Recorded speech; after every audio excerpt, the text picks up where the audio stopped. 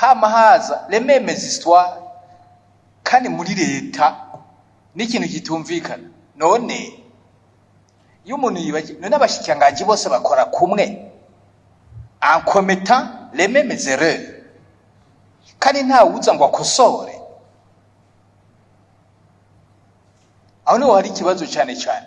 None ko ashikanganje havuye hakazuye none nta muntu numwe ashokosora. Bizokwama ari ibyo biza bigaruka none amaherezo na yayo aha ni ikibazo gikomeye cyane kuko finalement umengo guhindura abashikiranganje ce n'est pas le problème mugabo ikibazo ku bintu byamari bya bindi les mêmes plaintes les mêmes questions. Ibintu mu butungana abantu ngo bafungirwe ubusa, abantu bafungwa bakahabwa n'ikigongo ntibasohoke ntibagire les mêmes questions qui reviennent chaque fois. Ubuza ati none qui est responsable nimba ibintu bidahinduka tubanze duhija mu bushikiranganje atubwire qui est responsable w'ibi bintu ko nibyumvikana qui est responsable tubibaze ko bashikanje bakurakuranwa. Pourquoi la même histoire? Mbega abashikanje yo bageze mu biro baca bategekwa n'abakozi basanzwemwo. Nico kumbure n'icyo umuntu yoguha ati hari abantu badashaka guhindura, abantu barashaka ko ibintu bihinduka. Nimba ari ivyo kubera ikashikanje batavuga kugira ngo abakozi bavemwo bahinduke bavemwo basi. None bizoheza bigende gute? Nagomba ndababwire yuko na cyane nk'ivyerekeye abantu bafungwa hariho ikibazo cyo kudafata ingingo kubera yuko bategerezwa kuba bafise ayo madosiye y'abo bantu bakabona yuko bakwiriye yuko borekugwa ugasanga ntibafashe ingingo.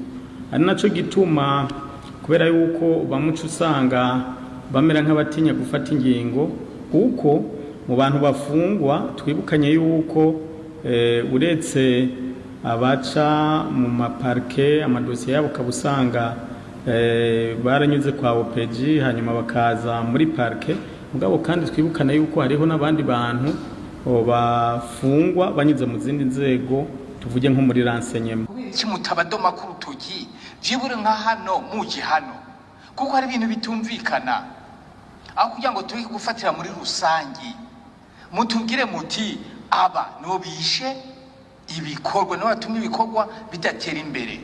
Camwibaza ikibazo c'abafungwa ingene cama kigaruka kavugwa ni bande bavyica abo bantu bafata ingingo ni bande. Nico dukeneye kugira ngo nawe mutubwire muti abo tugiye kubahanuku tugiye kubakoresha ibi nibi kuko nayo handi boho muraza mukatubwira amajambo no babwira nk'aya majambo muvuze muti hariho turaca tumva ko ari amajambo ubu ja mu bikorwa tugwe mutubwiye muti ibibazo twavyumvise kuko aha tuzava dusaba umukuru w'igihugu kugira ngo abashikiranganje bazohere baza hano bibana n'icyo tubakurira hano kuko ntibyumvikana sino muze mutubwira muvugisha ukuri kugira natwe tubone ingere tubafasha.